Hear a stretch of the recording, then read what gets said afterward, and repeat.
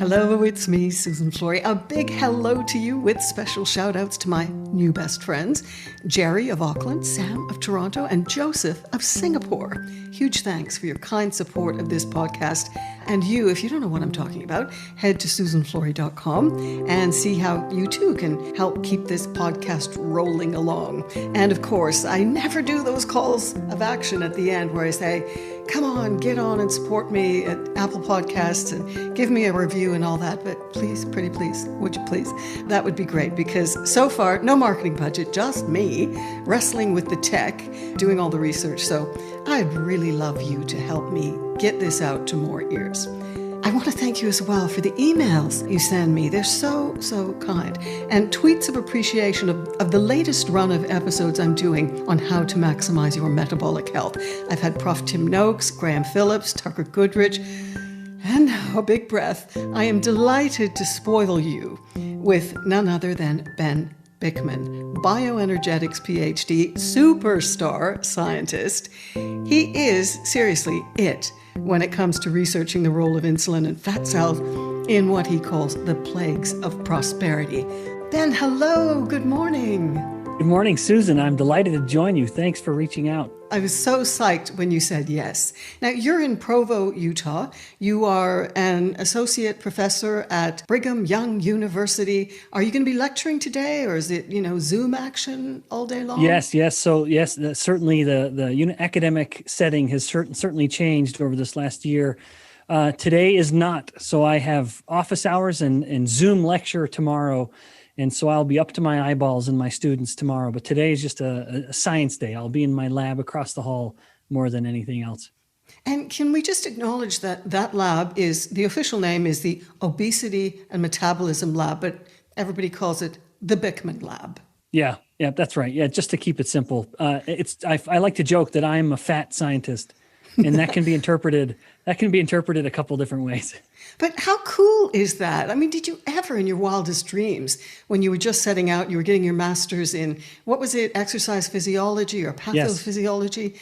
Did you ever think, I'm going to have my own laboratory at a major university? No, in fact, I like that you mentioned it was my master's degree when this transition occurred. I had gone into academia, graduate degrees, with the idea of studying muscle cells. And then it was this evolution during my master's degree where I became much more interested in fat cells, and that interest has lingered to this point. So that was 15 plus years ago, and my interest in the fat cell has only grown since then, which is apropos given the fat cell and its growth. Yeah, given the explosion in obesity and all of, the laundry list of metabolic syndrome diseases, all of that. So, I mean, there's so much terrain to get into. I want to take, an overview, bird's eye view with some of this stuff and strip back some of the fascinating science, which is going to go over my head and the heads of a lot of the listeners of The Big Middle. So you're cool with that, right? Oh, well, then if it goes over the head, then I haven't done my job. So one thing I need to do, and the wonderful challenge being a professor to 150 20-year-olds, is to make sure it goes right into the head, not over. So I think we'll do it. I know, fantastic. And your book, I know that your publisher is sending me a copy, but it seems to have been stuck somewhere. Pandemic, slow chain. So I haven't been able to read it yet, but everybody raves about its readability. So that's fantastic. I mean, when you've got a message, you're putting it out there in terms that people can understand. And I suppose that's a byproduct of you being at the front, at the lectern, in front of many students.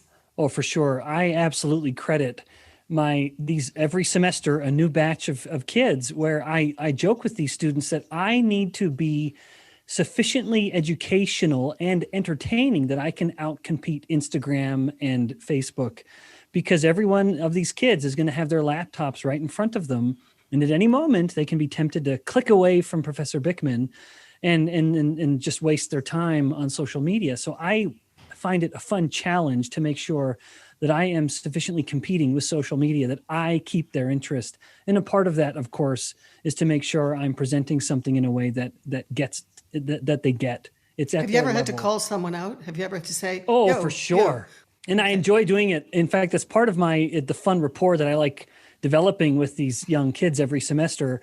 I enjoy teasing them and pointing it out when, someone asks a question that I just spent 5 minutes explaining, and they say, could you explain this? And I will say, are you serious? You must have been on Instagram for the past 5 minutes. And so I'm happy to call them out. And I think more often than not, I hit the nail on the head. Or we've got to get you doing some more fasting to get your cognition up. Yes, because honest to goodness, you are not getting it. Now, I do want to, I grabbed this off the internet. It was such a good comment. Dude is an amazing professor, very passionate, smart, and cares. Memorized every student's name before the first day of class. Freaked me out when he called on me by name day one. He's part of the reason I became a doctor. Oh my goodness. Where did you get that review? That's so nice. One of the 899 YouTube tutorials that I was listening to. Oh my goodness. Well, that's wonderful to hear. Yeah. So I confess I do in certain semesters, depending on how zealous I'm committed to the class that semester, I will in fact get a roster of the students ahead of time and just start looking at faces and sort of challenging myself to remember names. There's absolutely no question whatsoever. If I can show my students that I care about them to some degree, then they will care more about what I'm trying to teach them.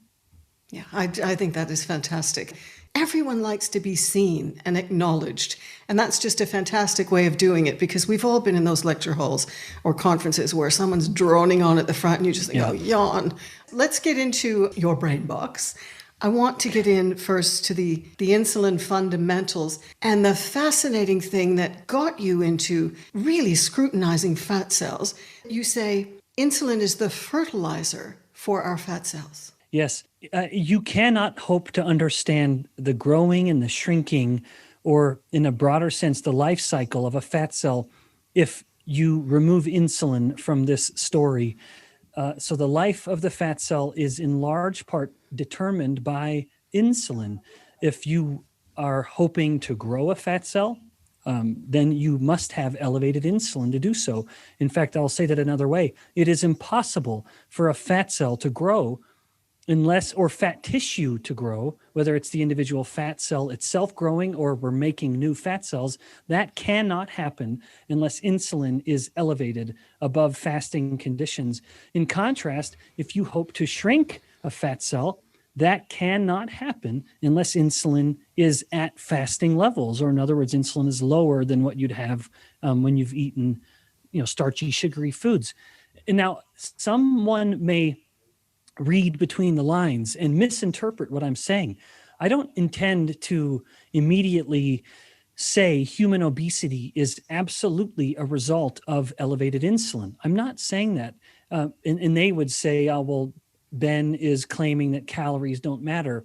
No, but I am saying any effort to understand human obesity that doesn't involve insulin is not going to be as accurate as it could be. And so the old dogmatic view that obesity is simply a matter of, or human obesity is understood by understanding calories in, calories out, I would say, okay, that's fine, but you have to understand insulin in order to understand what the hormones are doing to calories in and calories out. Yeah, it's the whole biochemical response, isn't it? Mm-hmm. And, the larger piece. Before I had you on, I was saying, I've got Ben Bikman on. I'm so excited. And I was talking with friends and families, mostly in their 30s, early 40s. And some were asking me, why are you going down this track with metabolic syndrome and diabetes? And you're talking about the parallel plague, you call it prosperity of, metabolic syndrome and all these diseases. Mm-hmm. Why are you doing that? Because I don't have any problem with carbs. My metabolism it's cooking on all cylinders or whatever, Well, I'm mixing up metaphors. Yeah, cooking with gas or firing on all cylinders. Cooking with gas, fire. That's it. My engine is going strong. So why should people in their 30s and 40s care? What's happening at a biochemical level as we age, as we get into midlife with our energy metabolism? Mm-hmm. Yeah, well, I understand the fallacy of thinking you're bulletproof in your 20s, and the evidence, unfortunately, does not support that view. There was a study published, I think, in 2019 by a scientist named Stephen Cunnane, where they explored the degree to which young women's brains are affected in their glucose use based on whether they were insulin resistant or not. So by way of very brief background, and I don't intend for this to be a tangent in and of itself, but Alzheimer's disease or early cognitive impairment, mild cognitive impairment, which is a precursor to Alzheimer's disease, we can detect in these earliest stages of kind of pre-Alzheimer's significant reductions in the brain's ability to use glucose. His study was so compelling because it took young women, and I mean women in their mid-20s, who had polycystic ovary syndrome, which is absolutely a condition of insulin resistance. Many don't look at it that way, but it absolutely is. And women without polycystic ovary syndrome. And the young women with PCOS, which is to say some degree of insulin resistance, had significant reductions in their brain glucose use and mild but significant reductions in cognitive function. So all these bulletproof 20-year-olds who are thinking that any discussions of metabolic health don't apply to them, I would say you're wrong and the bill comes due. And so best to start changing habits now and have that ounce of prevention because it's much more difficult to reverse course. And indeed, there are, in some instances, a point of no return. Yeah, I mean, there's so much to explore in all of that. We talk, if you're not a high endurance athlete opting for an incredible performance and working out all day, you probably can't get away for too long with carb loading, right? Mm-hmm. Yes, that's right. Well, I would even say these competitive athletes, and you had Professor Tim Noakes on previously. He's one of the most outspoken advocates of this view, especially his personal experience where he was an extremely avid runner who had been diagnosed with type 2 diabetes. And so there's this myth of being indulging in carbohydrates because you think you've earned it in a way. There's this sort of pervasive idea that I'm working out and so I can eat this. It's not even viewed as an indulgence. It is, I need this. This is what I need. So I would say for those individuals who are thinking that, I would say, again, I hate that this might be a tangent and get us off topic, but learn to dose your carbohydrates appropriately and leverage them during your workouts and not in the interim. Okay. There's a lot in that, isn't there? Because we've still got that cognitive. No, but we've got that dissonance. We've got the messaging out there. And so many people, I remember going on holiday a couple of years ago and, I'm a curvy woman, I've got a waist, but there's more on me than I want. I know we talked before we opened the mics and everyone knows because I've exposed my story on this podcast, but I was at a swimming pool and I was saying, I just don't know where this is coming from. And this lean 40-year-old guy said, well, you just have to quit eating. You just have to eat less. And, I get so tired of that. He said, well, clearly you're okay with being the way you are because you would change it if you... And, I just said... What a smug prick. Oh, my heavens. But you get all of these lean guys, testosterone fed, and they all do the same thing. I was saying in one of my other podcasts, I was running in the park. Well, I don't run really. I was power walking and this guy was running and we stopped and we were talking and he was saying, you just said eat less, move more. And it's that whole messaging that gets out there. So how do you flip that and say glycogen, insulin, and moderate your carbs? Like how do you make yourself metabolically flexible when you're in your 30s and your 40s so that you won't have this car crash that I experienced at menopause? Yes.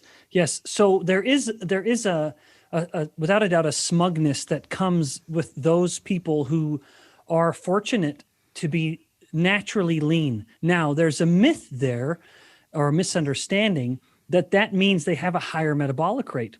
Metabolic rate has nothing to do with it. In fact, the Baltimore longitudinal study, I invite anyone to look this up, they found the most compelling evidence against this idea. And I know this isn't what you asked, and I promise I'll get to what you asked, but people will invoke a higher metabolic rate as an explanation for why they're lean, or in contrast for why they're overweight. Well, I got married and my metabolism slowed, and so I gained weight. It's not metabolic rate. In fact, so this study measured a group of men, middle-aged men, and they at year 0 and followed them for 10 years. and they measured their metabolic rate, and they found that the metabolic rate of the individual in no way predicted who gained the most or least amount of weight. If it were all about metabolic rate, you would have expected that those at year 0 with the highest metabolic rate would have gained the least or maybe even lost weight. In contrast, those with lowest metabolic rate would have gained the most, and that is not at all how it played out, not whatsoever.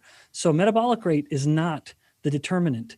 However, now to your point about metabolic flexibility, they did find that respiratory exchange ratio, RER, which is a measurement of which fuel you're predominantly using, glucose or fats. Those are the two main fuels of the human metabolic engine. That is what determined who gained the most weight. And in other words, they found that the people who were sugar burning, I like to say, or glucose burning, so using glucose as their predominant fuel, were significantly more likely to gain more weight than those who were fat burning or using fat as their primary fuel. And that is reflected in this term metabolic flexibility. So someone who is metabolically flexible will eat a starchy, sugary meal, and they will go into glucose burning or sugar burning mode. A few hours later, they shift to fat burning mode when they're fasting. So to speak, a few hours after they're eating, entering into that fasting phase. So they are able to flexibly shift between these two fuels. Someone who's metabolically inflexible is stuck in sugar burning mode. So they eat a starchy, sugary meal and their body's relying mostly on glucose. And then several hours later, when they've entered the so-called fasting phase, they are still burning predominantly glucose. But why does that switch get stuck? Because think mine, I was 20 grams keto for the first 2 years, and then 3 years. I don't want to keep repeating my story because my audience is going to go, okay, we know already. But for people, they're just discovering the big middle because you're on it. I've been keto-ish, relaxed the last 3 years, but I had a shock the other day. I had some deep blood tests, and I've got insulin resistance, apparently. So where does that come from, that the switch didn't flip? Although I do have to tell you as well that at the very last minute, the GP who was ordering the test said, we're going to work in a celiac screen as well. So for 14 days, you're going to have to eat stuff you don't normally eat, pasta and bread, which I'm wondering, did that skew the results? Well, that undid you, unfortunately. And so I would say those blood results where you're concluding based on your triglyceride to HDL ratio, which is a good marker of how insulin sensitive someone is, the fact that you got a so-called bad score, I would be completely convinced it's because you were forced to load up the carbohydrates, because if you're spiking insulin, you're spiking your triglycerides.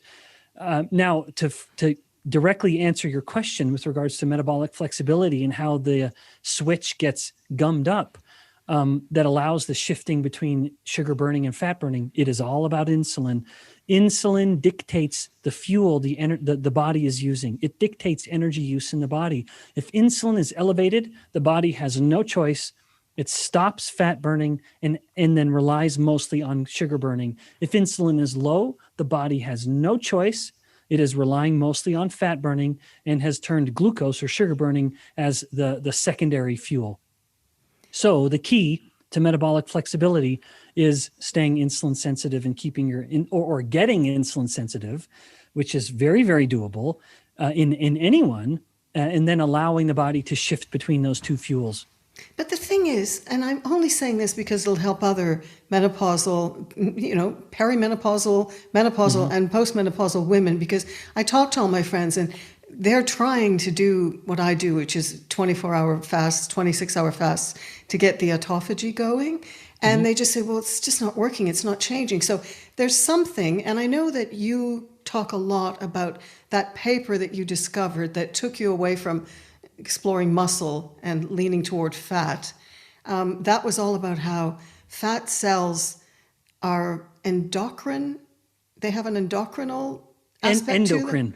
Endocrine. I'm always thinking endocrinologist, so I'm probably saying so. So endocrine. They have an so talk about that, please, because when I read that and when I was listening to it, I was going, wow, why don't more of us know that? And the difference between white fat and brown fat and free radicals and that whole piece is fascinating. Yes. So let me make a note. Yes. So with the endocrine aspect of the fat cell, I'm delighted that left an impression on you because it sure did on me. I as a master's student, my thesis was looking at the cardiorespiratory consequences of weight gain, basically looking at aerobic fitness in individuals who gained weight. And a part of what I was looking into was inflammation. That was starting to become increasingly discussed in the late 90s, early 2000s. It, of course, has become wildly invoked nowadays, and I would even say excessively invoked. People want to blame inflammation for everything, and I don't think that's appropriate. But nevertheless, I'd stumbled across a paper that had just been published a few years prior about how the growing fat cell starts to release pro-inflammatory cytokines or pro-inflammatory proteins.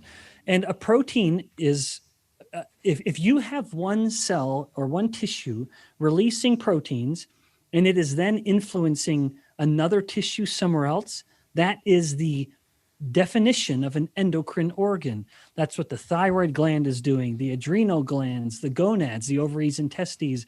Those are endocrine because they release molecules that are telling other tissues in other parts of the body to do something. Well, I mean, everyone's sense of fat is that it's just this inert storage depot. And that couldn't be further from the truth. You not only is fat contributing to inflammation for better and for worse, mostly for worse, fat is also absolutely essential, and I mean essential exclamation mark, to human fertility. The reason a young woman, especially as she gets excessively lean, she then becomes infertile because you must have hormones coming from the fat tissue to even allow the brain to then allow the ovaries to induce ovulation. You literally stop fertility if there isn't enough fat because the brain needs those hormones from the fat tissue. It's basically like the brain is saying, okay, body, you want to get potentially pregnant? Pregnancy is a very expensive process, energetically expensive, calorically expensive. You're gonna have to grow another little human and then feed that little human, under typical conditions for a considerable time after. I need to make sure you have enough energy in your body. Well, fat cells are energy depots. There's no question about that. But they're far more than that, where the brain is waiting for the fat cells to tell them, we have enough fat, we can get pregnant now. But if you rob that signal away, if you intervene, even in human instances where there are genetic mutations in this hormone, in fact, it's a hormone called leptin that everyone's heard about. If there's not enough leptin or leptin isn't working, this person can never be fertile unless they bring the leptin back up. So, and even other instances, other examples leptin is of the this, satiety hormone, isn't it? And well, that's what we say, but we hormone? could. That's right. That's absolutely correct. But it's also selling leptin very short. Leptin has effects that go far beyond just satiety. In fact, I would say that's a more modest aspect of it. Its far more fundamental aspect is inducing fertility. In men and women, it's just women need more leptin than men because women have to bear the metabolic burden of the pregnancy. The man's job is quite simple. The woman's job is very complex when it comes to fertility.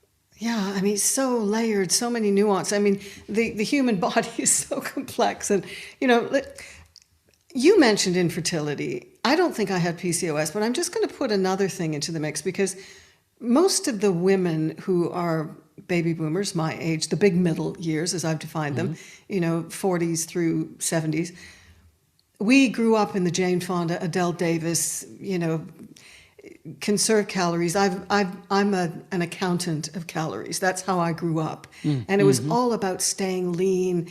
And it wasn't to impress the boys or anything. It's just the way we were conditioned. We never ate fat. We never allowed ourselves as teenagers and in our 20s. We do the 2-hour, I used to call them suicide aerobics classes because it would be the Jane Fonda style, high impact, and we'd all go nuts. And then we wouldn't eat for a couple of days. And then we might break our fast 2 days down the line by going to the bar and having drinks and dancing. But this is, I grew up on the Canada-US border. This is how it was. And a lot of the women my age who are now postmenopausal or hitting menopause, they're suddenly spun around completely by all of this. And a lot of them too went through miscarriages. I've had 4 miscarriages. And I'm wondering if that was constantly buying in this dogma, no fat. I mean, I only introduced any butter into my diet when I went keto. After I had this autoimmune experience, Hashimoto's at menopause, and I had this 2-year battle with seronegative rheumatoid arthritis that was wild. And I went on all these toxic drugs. So, I'm just wondering how many women are setting themselves up because we've got the growing vegan trend. I was complete vegetarian, maybe a morsel of fish every 2 years. That was pretty much it. And then at menopause, everything erupted. Everything went wrong. And is it because I withheld fat and swallowed that dogma, low fat, no sugar, still had fun somehow. I'm not sure how now when I'm talking about it. People just think, oh, she must have been fun to be around. But, Yeah, well, there's a lot to unpack there. Yes, I do think that our vilifying of fat from the 1970s on, especially, maybe I think as early as the 50s, perhaps, I do think that has contributed to a fundamental, a massive change in how we view food. It also provided perverse incentives for food manufacturers to create junk that they could label as healthy and indeed get stamps of approval that it's healthy from organizations like the American Diabetes or American Heart by just simply cutting the fat and being as liberal with anything else as they wanted. And then as it eventually morphed into cutting saturated fats and then replacing them with polyunsaturated fats from seed oil sources. And everyone who tuned in for Tucker Goodrich's conversation with you would have had their fill of that topic, which I think he's the right person to talk about it. We made all the wrong changes, unfortunately. And now we have reached, I said earlier, the bill comes due, and where the human diet has become a diet mostly of refined starches and refined oils, I think that is a considerable problem because we are spiking insulin constantly with these refined starches, and we are providing very high levels of a very unhealthy fat from these seed oils that the body, in a way, doesn't know what to do with. It certainly stores it quite readily. So in that sense, it knows what to do with it. But this is a fat that is not benign that we're eating. Not only is it helping us get fatter, but it's also helping us get sicker. And so I would never want anyone to think that I am just an advocate of carte blanche, eat any kind of fat as much as you want. No. I would say fat should be a part of the diet. We do have, in fact, a biological need for it. And I like it that it has a little or no effect on insulin. It doesn't really move the insulin needle much, but focus on the natural fats, fruit fats, that's coconuts, avocados, olives, and animal fats. These are fats that we as humans have been eating since time immemorial. And thus, I would say we are well adapted to them. So I was setting the stage for miscarriages by denying my body the fat that it needed, even though if you were looking at me walking down the street. No, because I was mainlining plants, and I think loads of fructose. I was addicted to the sugar fruit.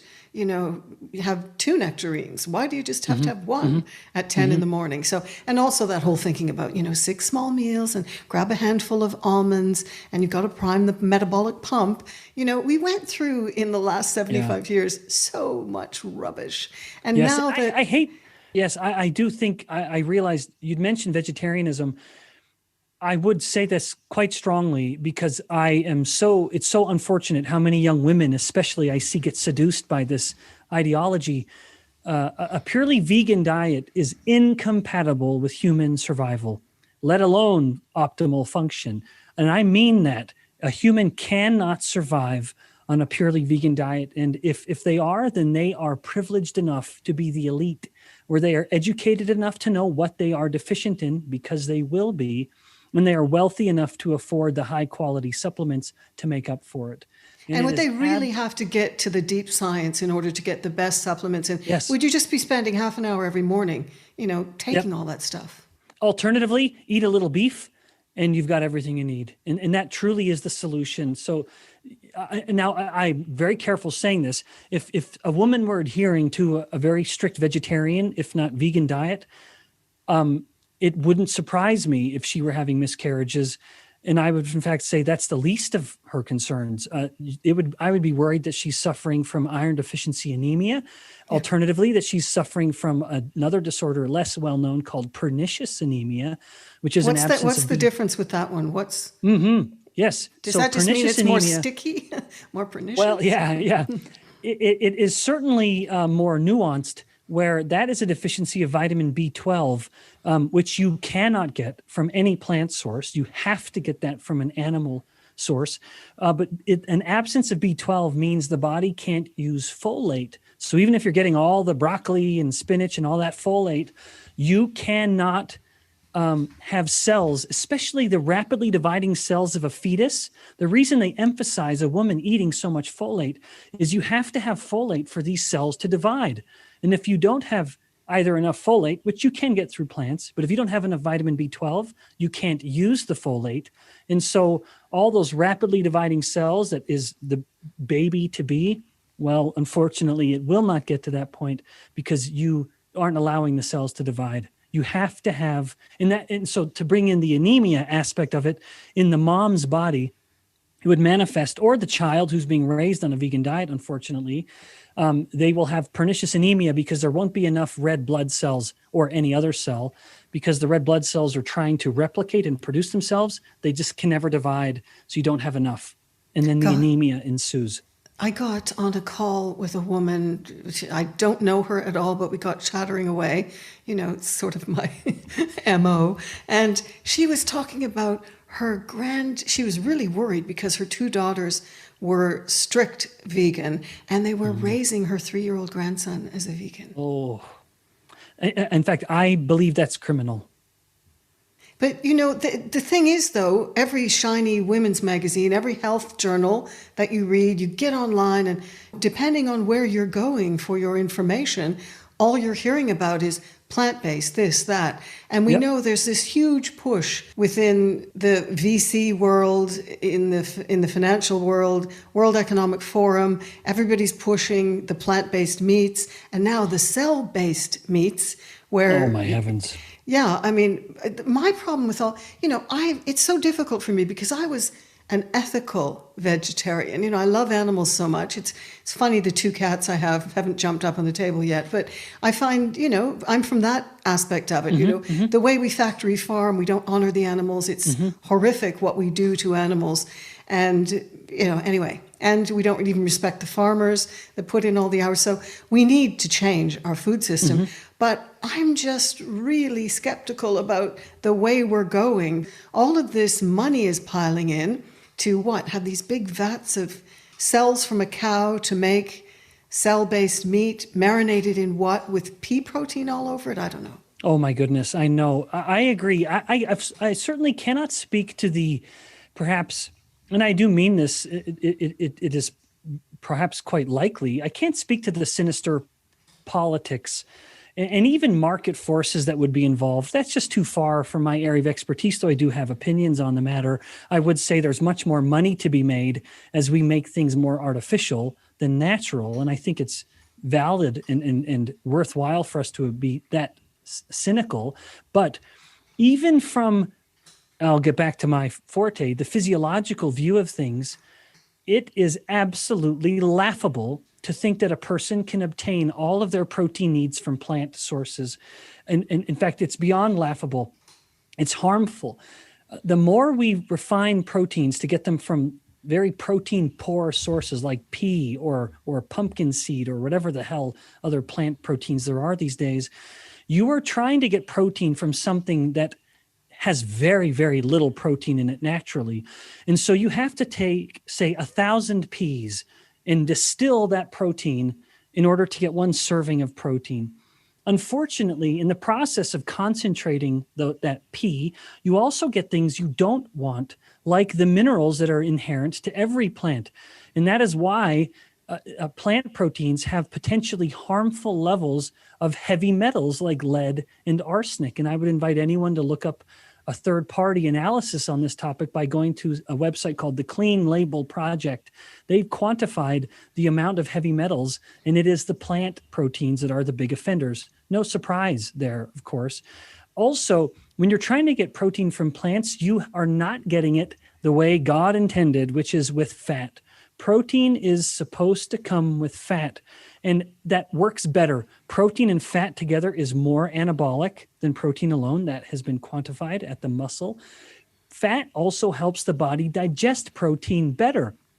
So even if someone's getting a protein like whey, which is an animal protein, and it is the best with egg whites that a person can eat, someone may say that the whey protein upsets their stomach. And my response is always, well, then eat it with fat the way it's supposed to come.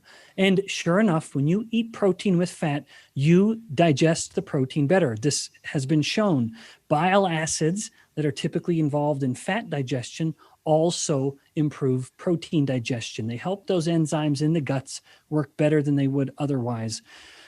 We are not meant to get our protein from plants.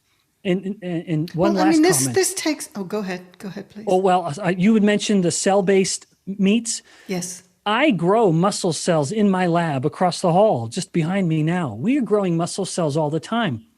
That is a shockingly intensive process that involves a myriad of chemicals, hormones included, and everyone's afraid of the hormones that are in their beef. That's nothing compared to the hormones we have to put on these cells to make them grow in such an artificial environment, and not to mention the sheer amount of energy.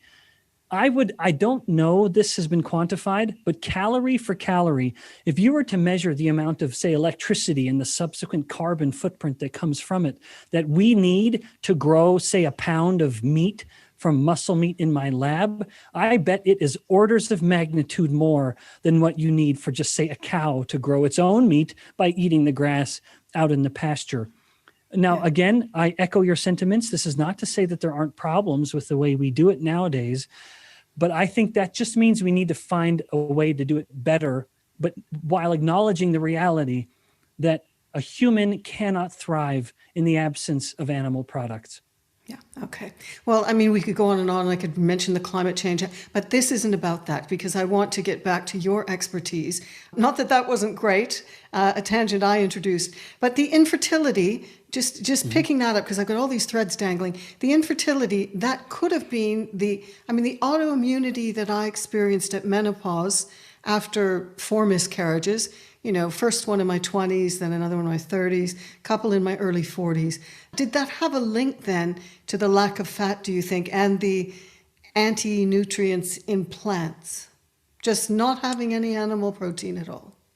So there are two things here. I very, very cautiously, I would say I could envision a mechanism whereby if you were predominantly vegetarian, that might have contributed to miscarriages. And I would just invoke the vitamin B12 situation that I described earlier, that you might have been B12 deficient. And then with regards to menopause and your autoimmunity, one of the fascinating aspects of the female body and autoimmune disorders is the relevance of estrogen. You can take women who are fertile and who have an autoimmune disease, and they will notice that when they're pregnant, their autoimmunity just gets significantly better. And this is very much related to the inherent changes in estrogen. Estrogen appears to be protective in a way against autoimmune problems. And so a woman may have a higher need for higher estrogen levels. And then as the estrogen starts to subside with menopause, that may be a trigger, sufficient trigger, because even then most autoimmunities require an environmental trigger. It's not something that happens in isolation. There's some external cue, and then that contributing or adding along with the internal cue, the reduction in estrogen, may be enough to push an autoimmunity that had been almost active into fully active. And then one other thing I'll say, because I can't help it, because I love fat cells so much, estrogen is very, actually facilitates fat burning. Estrogen is interesting because as a little girl starts to go through puberty, estrogen will tell her where to store fat. It's not making her get fatter. It's just telling her where to put the fat that she's naturally going to be storing. And then overall, estrogen has a fairly protective effect on body fat. And so as the female body starts to lose the estrogen during menopause, she has two things happen. One, she starts to store her fat differently because it's estrogen that tells the body where to store fat. So now she'll store it less perhaps on breast and hips and more centrally. And second, she loses that kind of fat burning effect of the estrogens themselves. And now it makes it easier for her to gain weight. Yeah, it's such a double puzzle. whammy. Yeah, double whammy. And my friends and I were all feeling it to different degrees. Now, it was interesting what you said about puberty. I was listening to, I was attending so many of your metabolic classrooms, which you can access through your website. It's so great. I was exhausted the last 2 days just mainlining all of these lessons. But you were saying... Poor girl. No, but it's great. My head's swimming, so we'll see how much of it sticks. But I did write this down. The number of fat cells you have is set by the time you finish puberty. And yes. I love that you define puberty completely differently than most people. Most people define it far too early, and they're wrong. Puberty, yes, so that's true. Most people will have their fat cell numbers set by the time puberty has wrapped up and now they've officially entered adulthood. Whatever that fat cell number is, it's done. For the most part, until their 60s and 70s, and then they start actually losing fat cells, which is not as nice as a process as it may seem, actually, because fat cells in a way are protective against insulin resistance, but that's a bit of a tangent. But yes, puberty ends in late teens for girls and early 20s for boys. That is the typical timeline. Now, of course, you can have early bloomers who wrap that up a little sooner, or late developers who are on the later end, but that's typically the timeline. Whereas we often look at it as early teens for girls and mid-teens for boys. That's just not true. Okay, and now let's get to the white fat versus brown fat. And I know you talk about the glycogen to insulin ratio. I'd love you to get into both of those. If you can boil down the explanations of that, the difference between white and brown, and the free radical impact, and the fact that the cell can blow up at some point and release free fatty acids. That was wow as well. Yeah. So that's the fat. So you're bringing in a lot of topics. Let me focus on the ones. Oh, no. Well, it's wonderful, of course, because I like talking about all of them. So white fat and brown fat is one of the ways we can distinguish our fat depots. Now, there are a couple other different ways of identifying fat as well, but white fat and brown fat is the most interesting to a scientist who's a bioenergetics metabolism guy like I am. The metabolic rate in white, so if I were to pull a biopsy from someone's belly area, which we do here at my laboratory on campus, it is in fact a very white fat. It's quite white, not as white as a paper. It's a little more yellowish than that compared to a piece of paper, but it's quite white. In contrast, in humans, we have throughout our thoracic cavity, so this is up around our rib cage area and up into our upper clavicle area, we have these small little pockets of fat that if we were to pull out, are in fact quite brown. It's a very dark, reddish, rich brown color. And we would look at these two types of fat and acknowledge on one hand that they are in fact both fat cells, while acknowledging on the other, they look nothing alike. The difference in appearance has everything to do with an organelle or something within a cell called the mitochondria. Everyone has likely heard of the mitochondria, at least in their freshman biology class. Well, these are the battery packs, aren't they, of the cell? Yep, that's right. Yep, the energy or the powerhouse of the cell. It is where nutrients are burned. So when I say we're burning glucose or burning fat or even burning ketones, it's in the mitochondria that we burn anything. And we burn it for energy. And we convert this nutrient into something else that the cell can use to get work done. In white fat, that process is happening very, very little. The metabolic rate in fat tissue is exceedingly low, and it's in large part because it has very, very little mitochondria. It's just a cell that isn't built to burn fat. It's built more to store it, in addition to other things, of course, that we've mentioned. But just with regards to fat metabolism, white fat cells want to store fat. Brown fat cells are enriched with mitochondria, and these are fat cells that are built to burn fat. And they do so not because the cell needs the energy to get work done, the brown fat is burning fat and glucose to create heat. And so that is the kind of evolutionary aspects of it. Brown fat burns a high amount of energy. It has a high metabolic rate, but it doesn't convert those nutrients into working energy in the cell. It converts it into heat, which is in fact kind of a waste product of energy or of metabolism. But you think about it in terms of human evolution, or not human evolution, human development, going from infant to adult, we have a relatively high amount of brown fat when we're young, with newborn in particular, when we also happen to have very little muscle. And so it's quite genius, because if an infant, a newborn, is exposed to the cold, the baby doesn't have enough muscle to shiver.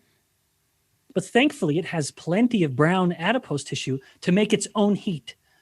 And so as baby starts to grow and get progressively leaner, what happens is it starts to lose its brown fat. As an adult, we have significantly less brown fat than we did when we were newborn, because we also have so much more muscle. And so now if we get cold, rather than relying on our brown fat to create heat, we rely on our muscles, and they start shivering and twitching, and just the inherent inefficiencies in metabolism in the cell mean that we create a little more heat and the body warms up. Now, one interesting thing about the human body is that we have all our brown fat along this thoracic cavity and clavicle. It's surrounding our carotid arteries and veins, the arteries that are moving blood up to our brain. It's tempting to speculate that it might be enriched in this area, because if we're getting really cold, one way to make sure that the brain is getting warm blood is to heat the blood up on the way. Heat the blood as it goes up, because the brain can't shiver. The rest of the body can shiver and generate heat. There's no muscles in the brain to shiver and create heat in the brain, in the skull. And so we have all this kind of furnace of brown fat around these blood vessels, sending warm blood up to the brain. So when we're cold, we make sure the brain gets what it needs. Okay. And what about glycogen and the interplay with insulin? Oh, yeah, right. Yeah, thank you. Yeah, so you're saying glycogen. I think you actually mean glucagon. Oh, yes, of course I do. In the past, well, not that glycogen isn't a thing, okay. but I'm thinking glucagon completely. Yep. So previously, and if someone wants more detail, just go to YouTube and type in Bikman glucagon, and you'll find my talk on it. But the insulin to glucagon ratio, I think, is a valuable, if perhaps purely academic, way of understanding which kind of metabolic state we're in. Are we in storage mode, or are we in burning mode? Because insulin and glucagon are opposites when it comes to these processes, where insulin wants the body to store energy, glucagon wants the body to use energy. And in my original talk on this subject, I wanted to bring in glucagon because at the time I was struck by how many people were adopting low carbohydrate diets and at the same time encouraging themselves and others to avoid protein and just be eating fat. And I thought that is a very, very bizarre way of eating, because while fat is certainly essential, it's very nutritious and nourishing, you are making something unnatural by taking fat away from protein, because in nature, most fats come with protein. And I think that's how they should be eaten. And so I took it sort of an academic undertaking to look at what happens to glucagon. And sure enough, that was the heart of the matter. When someone eats protein, you do often get a spike in insulin. Now, the magnitude of that spike will depend on whether they're eating the protein with carbohydrates or not. If you're getting protein with carbohydrate, then you have a much more significant insulin spike. If it's just protein on its own or protein with fat, it's much more modest. But even then, that modest increase in insulin that you get when you're eating protein in the context of, say, a lower carbohydrate diet, it is matched or surpassed by an equal to or greater rise in glucagon, insulin's opposite. And so while insulin would be attempting to tell the fat cell to store energy and perhaps attempting to tell the liver to stop making ketones, glucagon is there to offset that effect, telling the fat cell to shrink and telling the liver to indeed make ketones after all. So So we're back to metabolic flexibility and trying to find that sweet spot, really, where everything's cooking on gas. Yes, that's right. Yeah. Well said. Because, I just think that flipping the switch and is low carbing and time restricted eating, stroke, fasting, whatever you want to call it, not just not eating for a few hours, but, having a proper 24-hour fast well, I'm talking too much. You tell me what your position is on how you can manage your insulin through restricting food. Yes. So I think without a doubt, you hit the nail on the head. If someone wants to control insulin, and I think everyone should, the most effective and I would say practical way of doing this is by controlling carbohydrates. Step one, control carbohydrates. Now, we've talked a little bit about the calories in, calories out idea. I'm not saying that won't work. Indeed, if someone starts eating a lot less calories, you will improve your insulin sensitivity and your insulin will come down. You just can't maintain it because hunger always wins. And so if your dietary strategy is based on depriving yourself and forcing yourself to be hungry, you will lose. Hunger always wins. And so while I do think calories have a value, I think it is counterproductive, if even perhaps harmful, to focus on calories as the sole outcome, attempting to count calories and attempting to constantly be in a negative caloric balance. I think hunger will always win. So don't worry about the calorie number. Let that work itself out. Control carbohydrates, step number one. And then step 2 and 3 for me is encouraging protein and fat in the diet. And then I would add to that intermittent fast. Don't feel the need to eat all the time. If you're not hungry for breakfast, then don't eat breakfast. Have a cup of tea or something similar. I would say if someone's schedule and family or relationship dynamics allow, I actually like to invoke the evidence that fasting on the later end of the day is more effective than fasting on the front end of the day. So if someone were able to fast through dinner, that is more effective than fasting through breakfast. I would just say it's harder to do that. I know for me, I'm a family man. I'm not going to sit around the table and talk with my wife and children while they're eating and I'm just staring at them. I will not do that. Even if I know there's a metabolic benefit, I will have dinner with my family because that's my priority in life. Exactly. And your kids need you to talk to them and see you as a role model. But I completely get that. But I know with me, I'm trying to shift the clock a little bit and start having breakfast because I'm sort of that one meal a day. I mean, that's the thing. You get hooked on this. And I haven't really had the benefit. The cognitive bump is fantastic. I am no longer hungry, which is brilliant. So I'm not thinking, I've been fasting since when? Last night, 7:00. And I'm not even hungry. So, something's out of whack with me because I haven't had that whoosh of the poundage leaving my body. But, I'm on it. I'm trying to mix things up, follow the advice. Or do you just have to do a long fast, 5 days to get back on top of the insulin from my 14 days of ingesting carbs, unusually? Well, that's a good question. No, I wouldn't think so. Typically, I believe that the maximal value comes once you've cleared your liver out of glycogen. Now, so I am using that term now. So when you've cleared the liver out of all of its stored carbohydrate, that typically represents a shift where insulin has come down and now you're burning a lot of fat to the point of making ketones at a higher level, or ketogenesis, and being into ketosis. I would say in your case, one 24-hour fast would be enough to kind of clear that out.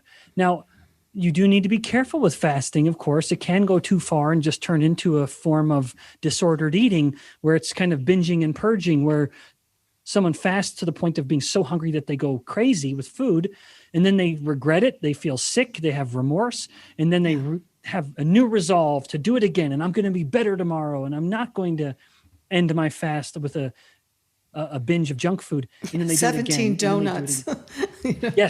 Yes. No. So I do think fasting you need to be very careful with it. It can be an incredibly effective tool, but it's a double-edged sword. And so my sentiment on fasting is even more important than the length of time someone fasts is how you end your fast. So how you break your fast, what food you eat and how much of it you eat is more important than how long you do it for. So I strongly encourage people to have a solid plan and to listen and be patient with their bodies, because I know when I've done a 24-hour fast and I go back to eating, I'm amazed at how little I actually need to eat before I feel full. It does not take much. And then I will feel full very, very quickly. The danger comes when I'm just saying to hell with how full I feel. I'm hungry and I want to indulge. And there's a little part of me that knows I'm going to regret it, but I do it anyway for that short-term gratification. Like when you did your cold cereal experiment, I laughed my head off at that. My That was hilarious. Can we talk mini wheats? Yes. I am addicted to mini wheats. So my name is Ben Bikman, and I'm addicted to mini wheats. So you've got a 12-step program happening now. Yes. Yeah. So indeed, one of the reasons we don't have cereal in the house, this cold cereal, is because one, I can't trust myself with it. And two, I don't want my children eating it anyway. And so we simply have a culture in my family where that is just not breakfast. Breakfast is not cold cereal. It's a homemade breakfast of some kind. Now, this experiment, I ended up one evening, we had these mini wheats in the house, and I don't know, it was a lapse of judgment on my part that they ever got in through the front door, and my naive assumption that it would be a treat for the kids and I could control myself and not have any. Well, I gave in. I caved like I always do. I ended up having one bowl, and sure enough, it turned into 3 big hearty bowls, and I was sick to my stomach. I'd eaten so much, and my glucose stayed elevated for roughly, it was certainly over 20 hours, bordering on 30 hours, until my glucose came back to normal. So you wear a monitor, a glucometer? I do. Yes, I have a continuous glucose monitor that I wear just by nature of me being the principal investigator in this metabolism lab. I'm able to get these through consulting arrangements that I have.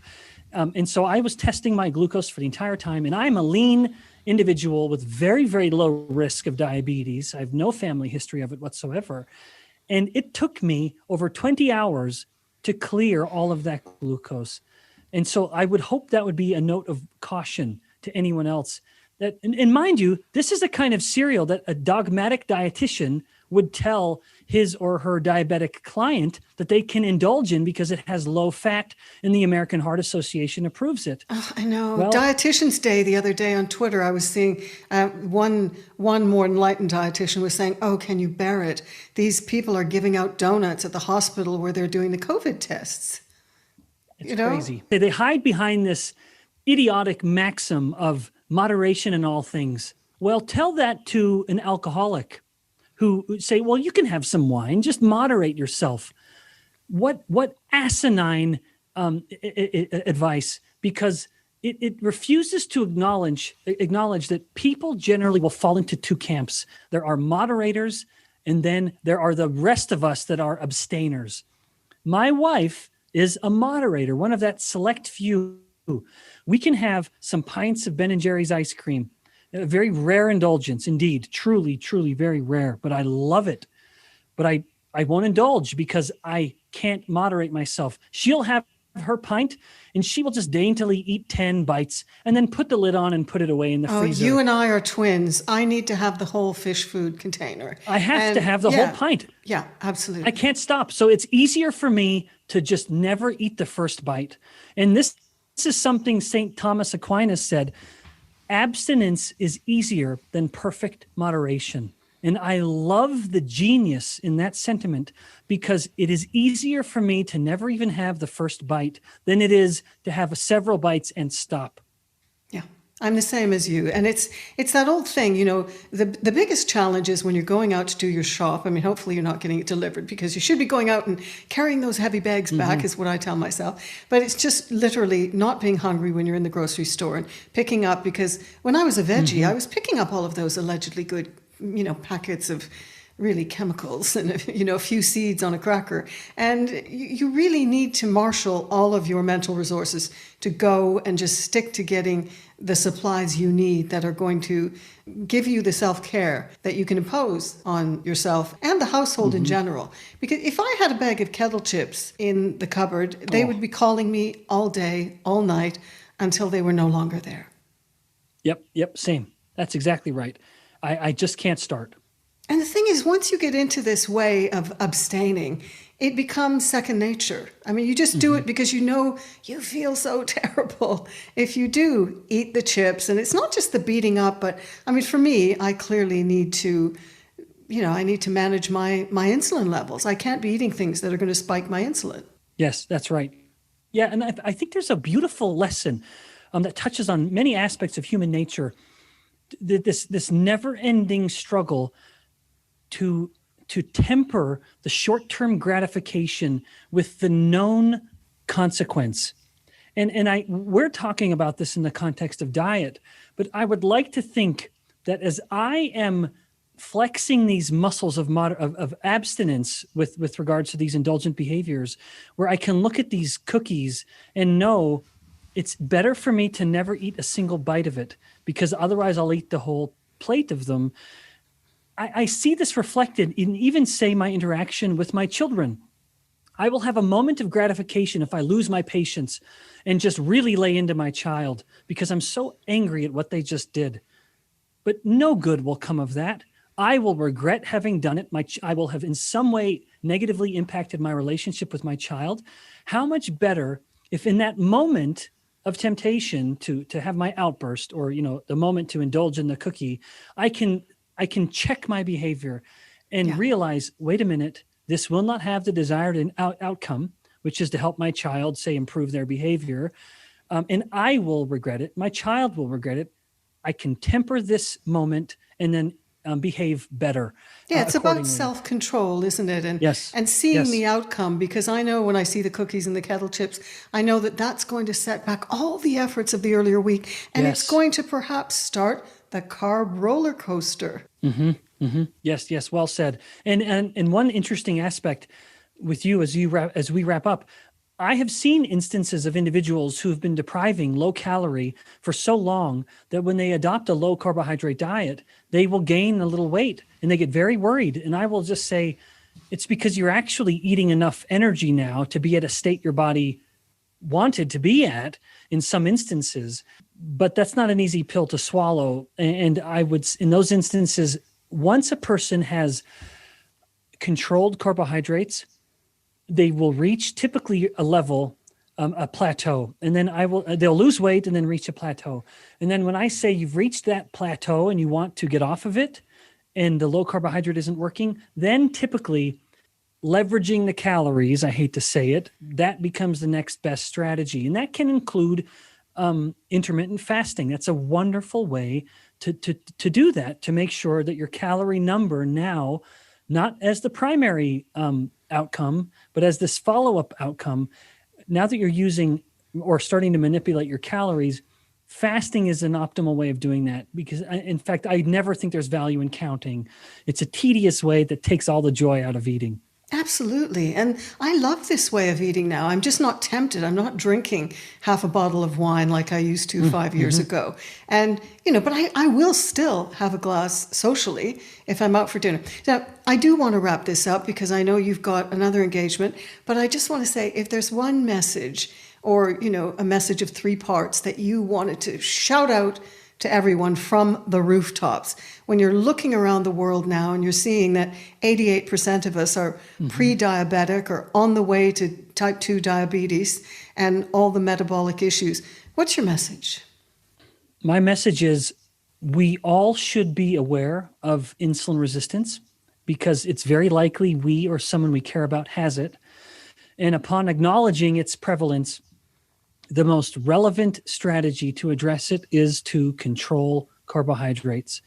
If only for breakfast, just pick breakfast. At the very least, let that be one meal where you're eating very, very little, if perhaps none altogether, carbohydrate, and put that later in the day as a simple strategy. Let insulin has worked hard to come down overnight. Let it stay low for as long as possible. And that will be the best way you can improve your insulin sensitivity. Oh, and the one, I'm so sorry. I've got one other thing that crept in, the role of exercise, because I was reading in all my research that you can give yourself insulin resistance, a measure of it, if you're sedentary for 5 consecutive days. True? Yes, that's right. Yeah. Oh, yes. Yes, it is. So you can take young, healthy, college-age males and just force them to be sedentary and not change anything in their diet, and they will become significantly more insulin resistant. And there are numerous aspects that play into this, but it also touches on the simple magic of the working muscle. When a muscle is moving, contracting and relaxing, it is able to pull in glucose without the need for insulin to help it do so.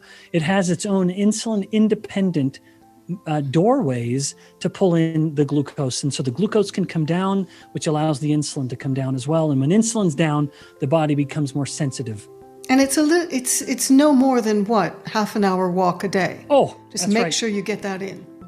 Just do something. Yep. So my answer to the question, what's the best exercise, is the one you will do. Absolutely.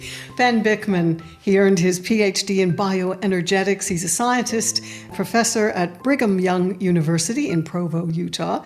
He researches the origins and the consequences of metabolic disorders. And his new book, which I'm sure is en route to my place here in London, is called Why We Get Sick. And everyone's raving about it. The Hidden Epidemic at the Root of Most Chronic Disease and How to Fight It. Can't thank you enough. It's just been such a pleasure connecting with you and learning more from you, Ben. Well, the pleasure is mine. Thank you so much, Susan. This was wonderful. Yeah, it was great. Really good. And thanks again for listening to The Big Middle. Head to my website, susanflory.com, to see how you too can help keep this podcast rolling along. We're going to be doing a lot more of these investigations into how we big middlers can keep ourselves optimal in terms of cardiometabolic health and have fun too. I mean, it's been fun talking to Ben and learning from him, hasn't it? Anyway, thanks so much. Until next time, ciao.